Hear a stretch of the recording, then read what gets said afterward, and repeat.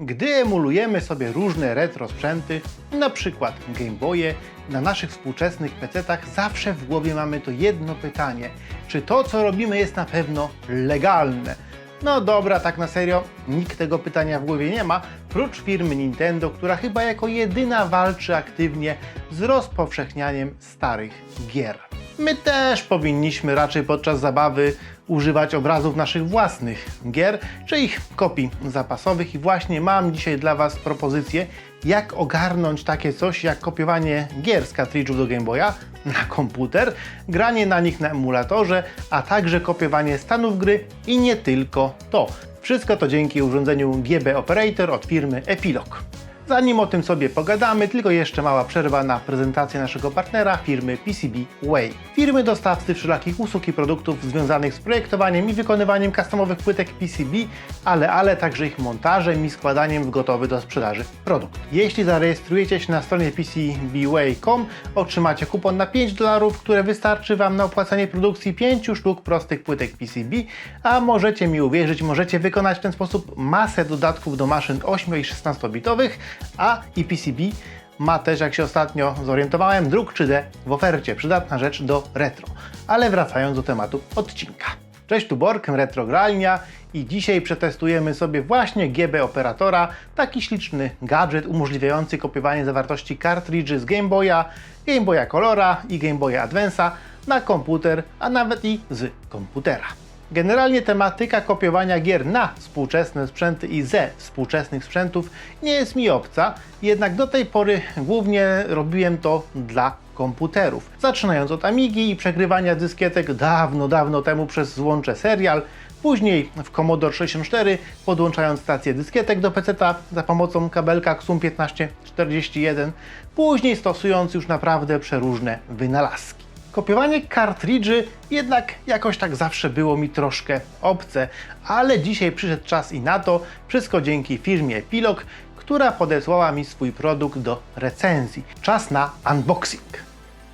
GB Operator przychodzi do nas w takim małym, aczkolwiek dosyć ładnym pudełku.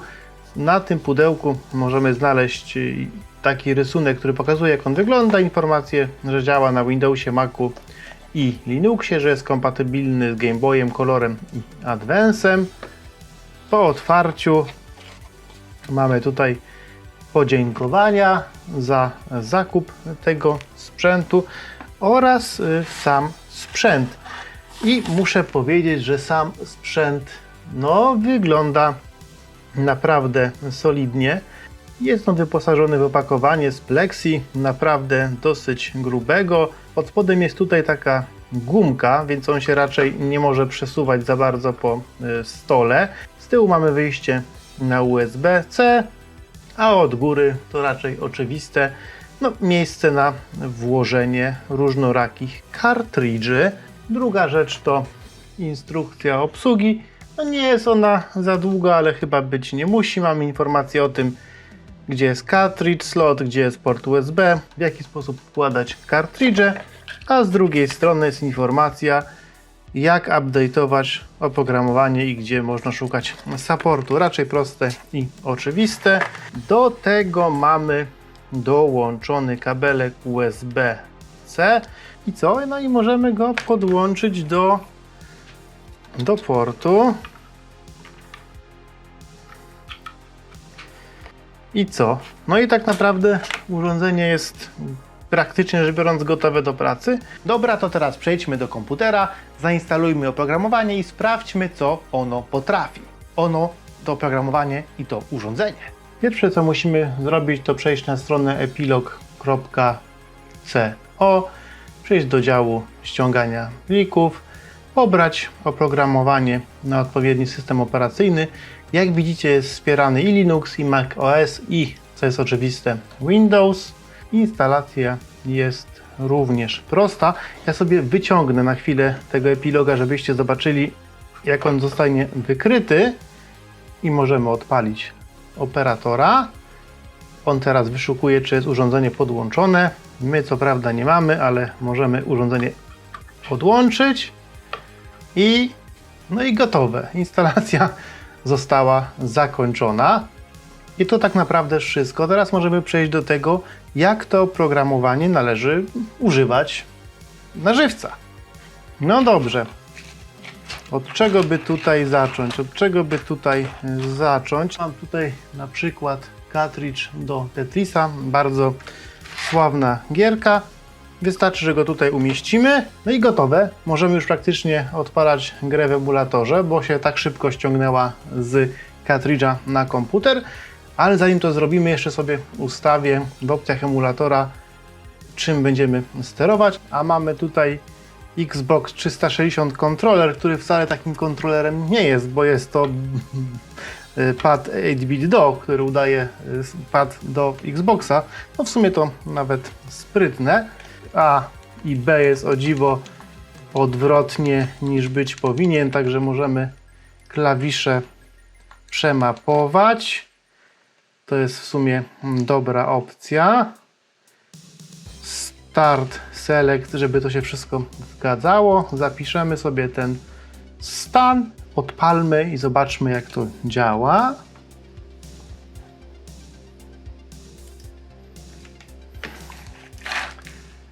Start.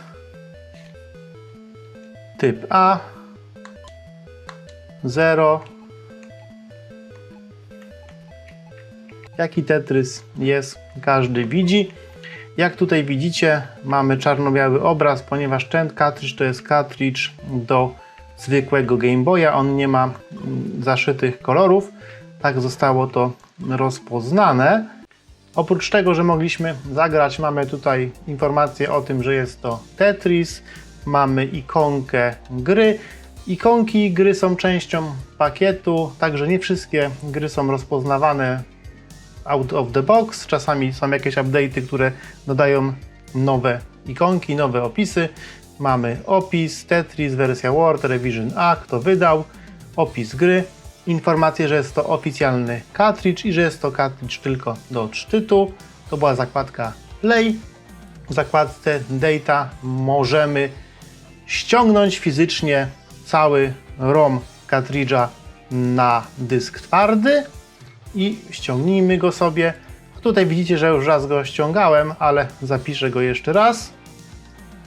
I błyskawicznie, normalnie błyskawicznie się to ściągnęło, bo to jest bardzo mały cartridge.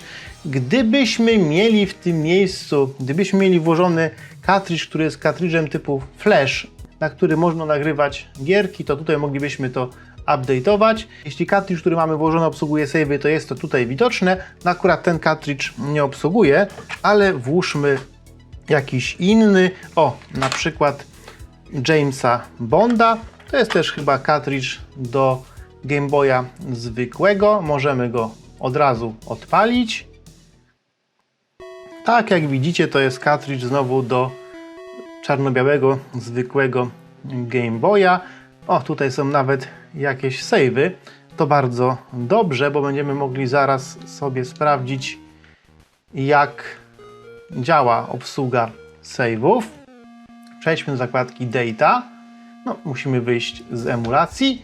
I tutaj oprócz tego, że możemy ściągnąć znowu całą grę na dysk. Gra już jest trochę większa, jak widzicie, i trochę dłużej trwa ładowanie. To możemy zgrać save'y również na dysk. Stworzę sobie katalog saves.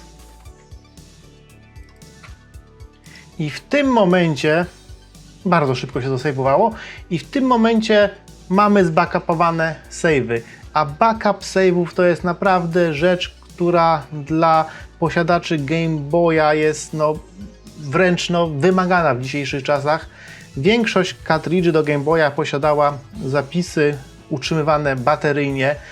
Bateryjki niestety bardzo często padają. Wymiana bateryjki jest jak najbardziej możliwa, ale wyciągnięcie bateryjki powoduje, że save nam znika. A dzięki takiemu urządzeniu możemy go sobie zapisać, i z powrotem wygrać w drugą stronę z dysku twardego na cartridge. Zresztą od razu to spróbuję zrobić. To tak szybko się stało, że nawet nie zauważyłem. To przegrywanie save'ów jest bardzo błyskawiczne. Spróbujmy może coś włożyć z Game Boy Colora. O, tutaj mam jakąś grę Walta Disneya. Magical Racing Tour, Official Cartridge. Jak zwykle zapiszemy go sobie też na dysk do późniejszego wykorzystania. O, tutaj już jest całkiem spora, całkiem duża gierka i to nagrywanie trochę trwa, ale muszę Wam powiedzieć, że w porównaniu do innych alternatywnych rozwiązań, tych open source'owych, które można kupić za podobne pieniądze, zresztą będę o tym jeszcze mówił na końcu filmu, ten cartridge, jeżeli chodzi o zgrywanie, jest o wiele szybszy, w niektórych przypadkach nawet jest dziesiątki razy szybszy, a w najgorszym wypadku jest kilka razy szybszy od tych rozwiązań open source'owych, no głównie przez to, że mamy tutaj złącze USB-C. Możemy ją odpalić i ona już powinna nam się uruchomić w trybie kolorowym i rzeczywiście tak jest.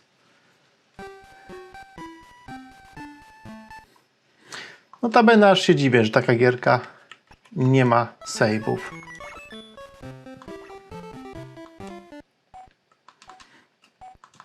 Ale to proste wyścigi są, w które nie umiem grać.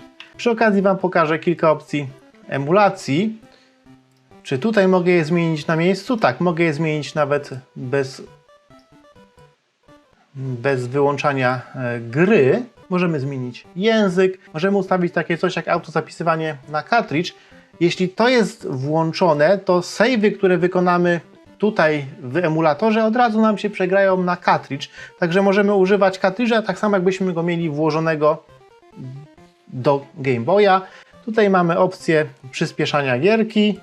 To jest ten guziczek. Możemy tą grę przyspieszyć, ale możemy też na przykład zwolnić. Tylko zapiszę to. I w tym momencie, jeśli włączę sobie przyspieszenie, to tak naprawdę gierka mi zwolni. Tutaj mamy informację o tym, na jakim Game Boyu mamy tą grę odpalać. Normalnie jest autodetect, a jak już grę odpalimy, to możemy wybrać na przykład jednak, że gramy na Game Boy, zwykłym Game Boyu. Tak, odpaliła nam się w tym momencie czarno-biała, bo wymusiliśmy działanie gry w trybie zwykłego Game Boya, a nie Game Boya Colora. Oczywiście lepiej sobie to zostawić na wybieraniu automatycznym. To chyba ma najwięcej sensu. Przy okazji włożę kolejną gierkę. Może teraz z Game Boy Advance'a. Tomb Raider. I co? Jest Tomb Raider. Jest Tomb Raider. Jak zwykle ukradniemy grę, znaczy skopiujemy grę, kopię zapasową na dysk. O, tutaj widać, że już jest naprawdę soczysty, spory cartridge. Duży naprawdę. Jestem ciekaw, ile to jest tych megabajtów. Zaraz Wam powiem. No, tu jest pewien minus tego oprogramowania, które jest typowo plug and play, że nie mamy informacji o cartridge'u takich, bym powiedział, typowo technicznych. No nie wiemy, ile ten cartridge ma pojemności. Dopiero jak wejdę do katalogu, to będę mógł zobaczyć, że ten Tomb Raider to jest 8 MB spory cartridge i możemy też odpalić gierkę, która się nam odpali już w tym trybie Game Boy Advance'a. OK. Jak ona tu skacze? Skacze sobie. O, coś tu włączyliśmy. Możemy wskoczyć. Odpalmy sobie Spidermana. I to, co tutaj widzicie, to jest taka standardowa paleta czarno-biała, ale oczywiście możemy ją zmienić. Możemy zmienić sobie ją na przykład zielone kolorki, czyli takie bardziej gameboyowe. Możemy ją zmienić na naprawdę całą masę różnych palet. A co to za dziwna paleta z taką dziwną nazwą? O, bardzo, bardzo ładna. Ok, no tych palet jest naprawdę sporo. To jest bardzo ciekawa opcja używania ramek z Super Game Boya, czyli tego z cartridge'u, który umożliwia uruchamianie gier Game Boyowych na Super Nintendo Entertainment System. Ale co ciekawe, ja chyba nie znalazłem żadnej gierki, w której te ramki mi się pojawiły. O, tutaj widzicie, cartridge nie został wykryty. No te moje cartridge są rzadko używane i czasami są lekko zaśniedzione i wtedy trzeba je kurde kilka razy włożyć. O, za trzecim razem weszło, ale to jest przypadłość, starych kartridży. Nic dziwnego, że to tak działa. Udało mi się jednak znaleźć grę, która ramkę do Super Game Boya posiada w mojej kolekcji i jest to gra James Bond. I tutaj, jak widzicie, mamy piękną ramkę naokoło. W środku jest gierka, a naokoło jest to, co widzieliśmy na konsoli Super Nintendo, jeśli odpalaliśmy kartridże przez przejściówkę Super Game Boy. I tak się możemy bawić tym Game Boyem. Tutaj mam jeszcze Pirata, przepraszam, taką składankę na Game Boya. Jestem ciekaw, czy ona zostanie wykryta jako kartridż niepoprawny. Tak, została wykryta jako ale Wayward. Nie wiadomo dlaczego. Tak się ten kartridż prawdopodobnie przedstawia. I mamy tutaj nierozpoznany kartridż tylko do odczytu. Spróbujemy go uruchomić. O, Integrity Checked Failed. Znaczy, że jest teoretycznie, może być uznany za uszkodzony, ale jak widzicie, w sumie chyba będzie działał. Zobaczymy. Może Batmana odpalimy? Jak się odpala Batmana? Niby startem. Superman? Nie, niestety nie działa. W przypadku takiej składanki tak naprawdę zgrało nam się tylko to menu, które jest na początku kartridża, menu wyboru, a już same gry niestety nam się nie zgrały. Prawdopodobnie to menu przełącza w tym kartridżu jakieś opcje. Takie rzeczy nie są obsługiwane. Tego typu rzeczy obsługiwane nie są. Oczywiście tak samo jest z innymi kartridżami. Tu mam taki typowy kartridż flashowy z kartą SD. On prawdopodobnie zupełnie nie zostanie wykryty. Tak, po jego włożeniu nic się nie dzieje. To jest kartridż, który wymaga pewnie zasilania, który próbuje coś tutaj uruchomić na Game Boyu bardziej skomplikowanego. Takie kartridże nie są wykrywane. A co tutaj leży? Jakiś ciekawy Game Boy Color. Twinnies jak najbardziej działa. I chcę Wam pokazać jeszcze kilka opcji związanych z wideo. Możemy na przykład tutaj włączyć coś takiego jak korekcję kolorów. Tutaj może widzicie, że te kolory są bardzo takie jaskrawe, a każdy, kto miał Game Boya, wie, że one tak naprawdę jaskrawe nie są. Także możemy sobie tutaj ustawić prawdziwe kolory, zrobić save'a i tak te kolory bardziej wyglądały na prawdziwym sprzęcie. Jeszcze Wam tylko pokażę, że jeśli sobie już przegraliśmy jakąś gierkę, to możemy ją oczywiście odpalić w innym emulatorze. Mam tutaj na przykład emulator MGBA i spróbuję tutaj odpalić Larę Croft. No i jak najbardziej Lara Croft nam się odpala również w zewnętrznym emulatorze, no bo te pliki, które są tworzone, są jak najbardziej kompatybilne. Gierka oczywiście działa też na zewnętrznym emulatorze, jakby nie mogła. Zresztą nie będę tutaj Wam ściemniał, emulator, który jest wbudowany w GB operatora, to jest ten sam emulator co MGBA, tylko nie jest to wersja standalone, tylko to jest ta wersja, którą normalnie możecie znaleźć w RetroArchu. Także operator używa tego najbardziej popularnego, przynajmniej z tego co zrozumiałem, z tego co wiem, emulatora do Game Boyów. Teraz, moi drodzy, czas na rozwiązanie problemu, z którym borykałem się już sam osobiście. Jak wiecie, do Game Boya została wydana kamera, Game Boy Camera, jedna chyba z pierwszych na świecie kamer dołączanych do sprzętów elektronicznych, takich jak konsole, ale też na przykład komórki. Ona chyba była praktycznie pierwsza. My w Retrogralni te kamerki, o dziwo, nawet trochę wykorzystywaliśmy, czy to na imprezach, czy na filmach, ale jedynym sposobem, żeby przerzucić z nich zdjęcia na zewnątrz konsoli, było ich drukowanie na specjalnej drukarce, co też robiliśmy. Jednak z powodu małej pamięci kartridża kamery często musieliśmy kasować fotki i traciliśmy je na zawsze. A czemu na zawsze? Może nie wiecie, ale wydruki z drukarki Game Boya są drukowane jak paragony termicznie, także i one również po czasie znikają. Na szczęście tutaj na białym koniu wjeżdża GB Operator ze swoim rozwiązaniem. Tak, dokładnie tak, posiadając GB Operatora możemy odczytywać obrazki z kamerki. Wystarczy, że ją włożymy. Mamy tutaj informację, że mamy włożoną Game Boy kamerę Jak widzicie, przycisk Launch jest wyszarzony, chociaż z tego co czytałem, twórcy tego oprogramowania cały czas pracują nad tym, żeby tą kamerkę udało się chociaż odpalić w trybie kamerki internetowej. Mamy tutaj możliwość zgrania softu, co ciekawe, chociaż nie wiem, co mielibyśmy z takim softem zrobić.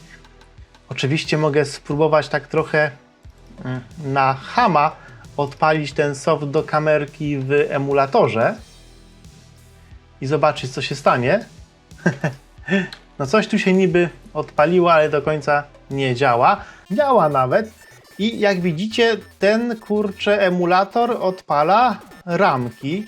Jak już sobie ściągnęliśmy grę, możemy też ściągnąć save, czyli całą pamięć tej kamery. Calutką pamięć tej kamery. Tutaj też są prawdopodobnie zaszyte zdjęcia, tylko ich nie będziemy mogli łatwo wyciągnąć. Natomiast będziemy je mogli wyciągnąć w ten sposób, przez zakładkę Photos.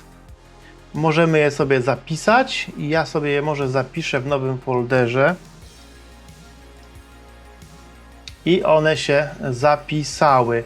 No jak widzicie tutaj, nie są to być może zdjęcia w jakiejś dużej jakości, w dużej rozdzielczości, ale miło, że można je zgrać. O, tutaj widzicie, jest zdjęcie naszego Kuby, który pracuje u nas w muzeum sprzed powiedzmy 6 lat. Także te zdjęcia już trochę na tej kamerce leżą. Naprawdę bardzo fajna rzecz. I jeszcze bardzo fajna rzecz, mogę to wszystko usunąć jednym klawiszem. Nawet sobie nie zdajecie sprawy, jak się niewygodnie usuwa zdjęcia z Game Boy kamery. Ja sobie je usunę. W tym momencie zdjęć nie mam, ale przecież robiłem backup pamięci. Spróbuję więc wgrać tą pamięć. Save'y, kamera, zapis i co? I fotki wróciły. I dlatego to jest takie fajne urządzenie. Naprawdę możemy się tutaj nieźle bawić w backupowanie, w grywanie, w kombinowanie. Świetnie to się używa. To urządzenie bardzo by się dobrze nadawało do tego, by robić streamy w internecie z oryginalnych gier Game Boya na emulatorze z kartridży. No to by było ciekawe przeżycie. No ja niestety tych kartridży mam trochę za mało. Chyba sobie pożyczę od Artura, może od Frabiego i może takiego streama niedługo zrobimy. Granie z kartridży, ale granie z kartridży na PC-cie. Co o tym myślicie? Też możecie mi napisać w filmiku. No dobra, to teraz może przejdźmy do odpowiedzi na najważniejsze pytanie, które Wam chodzi po głowie. No dobra, a ile to wszystko kosztuje? GB operatora możecie kupić za $61,49 i $13,50 przesyłki, czyli za jakieś 310 zł. Już widzę, jak płaczecie tam w komentarzach. Dolary pewnie Ameryka, a co z VAT-em, co z cłem? Otóż nic, kochani, GB Operator to produkt europejski, rumuński, czyli kupując go nie nadziejecie się na żadne dodatkowe koszty, a przesyłka trafi do Was w kilka dni. Każdy retrofan wie, że kupowanie w EU to ogromny plus, szczególnie jak nadział się ostatnio na zakupy z Wielkiej Brytanii. 300 zł, czy to dużo? Na tle konkurencji wypada to całkiem nieźle. Sprawdziłem, kartreadery, flashery oparte na open source'owych rozwiązaniach można kupić za jakieś 25% mniej, ale są one przeznaczone chyba troszkę dla innego odbiorcy. Powiedziałbym bardziej technicznego. Dużo opcji do samodzielnego wyboru, brak obudowy, no chyba że sobie samą taką zrobimy. I takiego użytkownika, który chce sobie bardziej takie kartridże nagrywać niż na nich pograć. GB Operator jest zdecydowanie dobrym rozwiązaniem, jeśli szukamy czegoś naprawdę plug and play, w solidnej obudowie, wyposażonego w przyjazne oprogramowanie, które będzie mógł obsługiwać nie tylko fan grzebania w sprzęcie, ale i normalny fan gier na Game Boya, który albo chce sobie w nie zagrać na komputerze od razu, bez kombinowania, albo skopiować save'y, albo zbackupować sobie swoją bibliotekę gier do używania też na zewnętrznych emulatorach na swoim komputerze. Tyle ode mnie. Napiszcie, co sądzicie o takim rozwiązaniu. Zapraszam Was oczywiście do wsparcia naszego kanału na Patronite czy to na YouTubie. Dziękuję wszystkim tym osobom, które już nas wspierają. Zapraszam na Discorda i widzimy się już niedługo. Pozdrawiam serdecznie, Borg Retrogralnia. Tu jest fajny film do obejrzenia i tu jest fajny film do obejrzenia. Tutaj możecie subować, a tutaj możecie nas wesprzeć. Wspierajcie.